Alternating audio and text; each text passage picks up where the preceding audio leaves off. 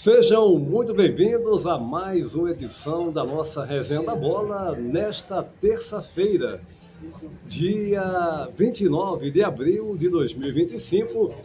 Edição essa que iremos destacar com Antônio Manuel Góes, direto do Rio de Janeiro, o Flamengo de Felipe Luiz, reassumindo a liderança do Campeonato Brasileiro, mais 3 pontos na tabela, de forma isolada. E agora, tendo a Copa do Brasil como próxima competição, o clube joga nessa quinta-feira no Maranhão contra a equipe do Botafogo da Paraíba. Direto de Penedo, Alagoas, Robinson Lessa e os confrontos da Champions League. O jogo da ida da fase semifinal da maior competição de clubes do futebol mundial. Também informações do Campeonato Português. Tudo isso não sai daí já após a nossa vinheta.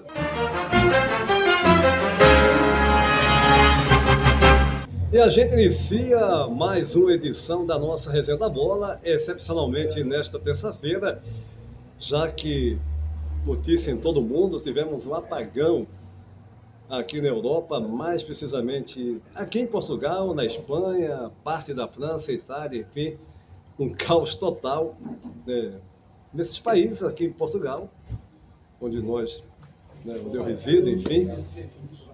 Mas tudo solucionado, só que ontem ficou inviável da gente utilizar a internet de fazer a nossa programação normal. Estamos nesta terça-feira para começar repercutindo mais uma vitória do Flamengo. Mais um jogo em que o Flamengo foi amplamente superior, mas mais do que isso, Antônio Manuel Góes, direto do Rio de Janeiro, essa sequência de bons jogos do Flamengo sob o comando do Felipe Luiz. Um abraço, Antônio Manuel. Olá, Júnior, companheiros e seguidores da Resenha da Bola. Os 4-0 do Flamengo sobre o Corinthians nesse último domingo 27 no Maracanã, pelo Brasileirão, que poderiam, sem favor, chegar aos 5 ou 6, evidenciaram mais um degrau do obstinado aprendizado de Felipe Luiz, esse precoce e resiliente treinador do topo do futebol brasileiro, que, a despeito de pouco mais de um ano na função, incluída a base rubro-negra, ainda tem muito a descobrir e implementar no dia a dia de inovações táticas em torno do mais popular esporte do planeta. Com majoritário percentual de acertos em suas ideias de jogo, Felipe Luiz conta com um elenco diferenciado e repleto de alternativas, a lhe possibilitar soluções emergenciais da estruturação da equipe que escala em cada jogo. Como ele repete nas coletivas de imprensa, nem sempre tudo dará certo, como povoa o soberbo imaginário da arquibancada, e as poucas atuações abaixo da média desse curto espaço de tempo ensejaram a elaboração de variáveis na formatação de seus planos para as 4 linhas, considerada a capacidade de cada adversário. O Flamengo, que subjugou o Corinthians, teve uma atuação impecavelmente linear, do goleiro ao ponta esquerda, a se impor desde o primeiro minuto do jogo, sem chance de reação do oponente, também repleto de expressivos futebolistas internacionais, entre eles o holandês Memphis Depay. Esse desconcertante equilíbrio coletivo entre defesa, meio-campo e ataque, mantido inclusive com as substituições, proporcionou destaques individuais, como os de Pedro e Arrascaeta, mas sou forçado a ressaltar o exuberante desempenho de Eric Pulgar e De La Cruz, bem assim os Léos da zaga Ortiz e Pereira. Desnecessário frisar que os demais, aqui não declinados, estiveram acima da curva em seus papéis. Se o detalhe mais celebrado nos 4-0 do Flamengo foi o ascendente retorno de Pedro, um pulo de 10 reclamado para o ataque de nossa seleção, chamou-me a atenção a contundente diplomática traulitada de Felipe Luiz, como particularizou, nos, abre aspas, jornalistas de YouTube e Twitter, fecha aspas, responsáveis por intolerante e deformada opinião de seus seguidores nas redes sociais, sobre os quais sugeriu enfaticamente que não fossem levados a sério como parecem. A lembrar que entre erros e acertos, ele, treinador, é o único responsável por escalar o time do Flamengo, calcado em suas convicções e independente do achômetro periférico de quem quer que seja. Aliás, o recado de Filipe Luís cara a cara com os badalados influenciadores da internet, presentes na coletiva, após o portentoso desempenho rubro-negro do Maracanã, tem sido recorrente motivo de nossos comentários nesta resenha da bola. Trocando em miúdos, Filipe Luís deu um solene chega pra lá nesses supostos especialistas táticos da internet, todos voltados prioritariamente para a monetização de seus canais, com rendimentos sem nenhum retorno pecuniário à base da marca Flamengo, Antônio Júnior. Pois é, Antônio Manuel Góes, a questão toda, gente, eu já discuti isso aqui, a gente já discutiu várias vezes. O jornalista, né? Aquele que está habituado ao mundo do futebol, que já tem, né, trabalha frequentemente com futebol, e não influências, torcedores, que analisam apenas com o coração, né? O jornalista tem todo o direito de questionar o técnico, né? E, claro, desde que com argumentos plausíveis, de chegar a questionar o que é que ele pretendeu com a mudança, o estilo de jogo para aquela partida, né? A forma tática como a equipe se portou para determinado jogo. Normal. Agora, acontece que esses influencers torcedores, que têm todo o direito de ter o seu canal nas plataformas mais variadas, de opinar, a internet é bom por isso, porque é uma democracia, permite você, cada um, opinar.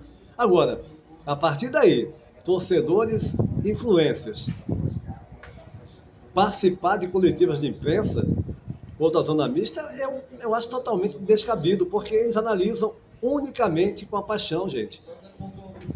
Praticamente na totalidade deles. Claro que muitos que assistiram esse vídeo vão, você não sabe nada, ou então vão atacar. Não estou nem aí, porque é a pura verdade. Quantas vezes a gente percebe nessas conferências de imprensa, no pós-jogo, esses tais influências praticamente colocando no muro, né, o treinador. Que é isso, gente? E chegam lá, começam já, porque você não devia fazer aquilo. Eu já vi cenas desse tipo. Porque você mexeu errado. Uma coisa é você questionar, o jornalista questionar, o que é que você pretendeu com aquela mudança, o estilo de jogo, né? Ou então até colocar mesmo que o time tal não teve um desempenho que o técnico pretendia, né, na partida, ou num determinado momento do jogo, mas esse pessoal vai ali como torcedor. Só que foi permitido a eles hoje são, pelo menos no Rio de Janeiro, nos jogos do Flamengo, eles são maioria. A verdade é essa. É a maioria da turma que está ali, do pessoal que está ali a questionar os árbitros. Mas agora o assunto é a Champions League, meu caro Robinson Lessa, em Penedo, Alagoas, Barcelona, Inter de Milão, Arsenal e Paris Saint-Germain. As 4 equipes da fase semifinal, jogo da ida, né, essas 4 equipes envolvidas, e quero que você analise como é que você vê essa primeira partida, esses jogos da fase semifinal da Champions. Um abraço. Olá, meus queridos amigos internautas, meus amigos do Resenha da Bola. Olá, Antônio Júnior, uma satisfação estarmos de volta aqui. E vamos falar agora sobre os duelos semifinais da UEFA Champions League, aquele que é, indubitavelmente, o maior torneio interclubes do mundo. 4 equipes estão na disputa representando 4 países diferentes. Nós temos o Barcelona representando a Espanha, quando todos apostavam no Real Madrid, eis que o Barcelona foi quem se garantiu. Nós temos o Arsenal pela Inglaterra, o PSG pela França e a Inter de Milão, a Internazionale, pela Itália. Então, os confrontos definidos foram os seguintes: PSG e Arsenal, Barcelona e Inter de Milão. Promessa de 2 grandes jogos na semana vindoura. Realmente as equipes vivem momentos muito favoráveis, muito positivos, e fizeram por merecer chegar onde chegaram. Tá? Não estão aí por acaso. Até mesmo o PSG, que todo mundo apostava no PSG quando o clube francês contava com os medalhões, Lionel Messi, Neymar, Mbappé. Eis que se desfez de todos esses, está aí, com um time que prioriza o conjunto, tem um ou outro jogador um pouco acima da média, no caso especificamente hoje o Dembélé, certo? Mas não é nenhum gênio da bola, como era Neymar, como era Mbappé, como era Lionel Messi. É um jogador um pouco acima da média desses que lá estão defendendo a equipe francesa. Então vai enfrentar o Arsenal que realmente é uma equipe que se superou, né? Fez uma bela caminhada, uma bela reta final, nas quartas de final realmente protagonizou um belo espetáculo. Destaque para o Rice, para o brasileiro Gabriel Martinelli, enfim, é um time que pode surpreender a equipe comandada por Mikel Arteta, que realmente vem fazendo história nessa Champions League. Por outro lado, a Inter, aquele velho e pragmático futebol italiano, onde se prioriza muito o sistema defensivo, o futebol de marcação, plasticamente não é capaz de encantar, a despeito de ter surpreendido em alguns jogos desse torneio continental europeu, né?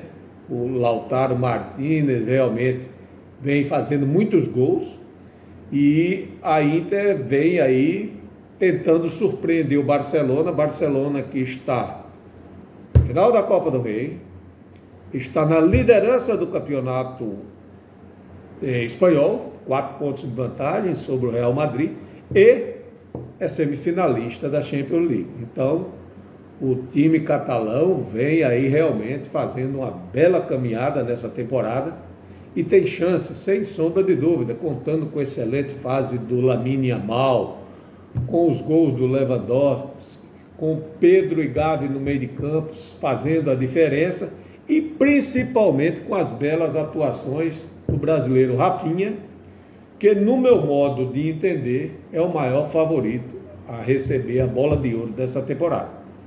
Rafinha, além de artilheiro, tem se constituído num jogador-chave de conjunto, dando inúmeras assistências, criando várias jogadas. Então, o Barcelona, no meu modo de ver, tem um poderio ofensivo maior e poderá suplantar a equipe milanesa.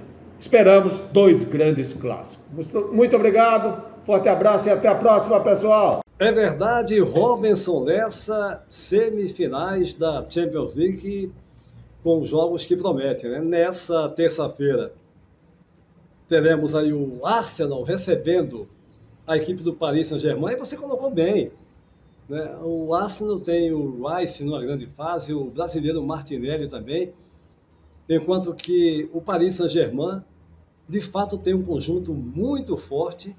E o maior craque é, sem dúvida alguma, o Dembélé, um jogador com muito talento, né, que é aquele que aparece mais pela parte técnica e vive de fato um bom momento. Ele começou muito bem no Barcelona, depois não teve a mesma sequência, mas nesse Paris Saint-Germain, que de fato tem uma equipe competitiva e de alta qualidade, diferentemente daquela época que tinha muitas estrelas, mas que não conseguia transformar aquilo no futebol eficiente, né? O Paris Saint-Germain, para mim, também é um dos grandes favoritos. Agora, é um jogo que promete e muito. E nessa quarta-feira, O Barcelona, né, do Lamine Yamal, do Rafinha numa fase fantástica, do Pedro e tantos outros, contra uma Inter de Milão, que é aquele futebol, como você bem disse, pragmático, né, futebol italiano que a gente conhece, com a marcação forte, a defesa muito consistente, mas conta com o argentino, o atacante Lautaro Martínez, que é o artilheiro da equipe na temporada, como um jogador importante para essa equipe. A gente vai falar mais da Champions League também nessa quarta-feira, quando iremos fazer mais uma edição agora do PP do Esporte, falando da Champions League. E o Campeonato Português, a briga segue acirrada. O Benfica e o Sporting, ambos com a mesma pontuação, vão brigar até o final, faltando mais 3 jornadas para o término da Liga Portuguesa. Ambas as equipes venceram no final de semana. O Benfica fez 6-0 no Estoril Praia, enquanto que o Sporting venceu por 5-0 o Boa Vista. Nos critérios de desempate, o Sporting é o primeiro colocado. Teremos na segunda rodada, não a próxima rodada, na rodada posterior, o clássico Benfica e Sporting na Luz, ou seja, a briga será acirrada pelo título do Campeonato Português. Esta edição da Resenha da Bola vai ficando por aqui, convidando você para se inscrever no nosso canal, deixar o seu like e compartilhar os nossos vídeos em suas redes sociais. A todos um abraço e até a próxima!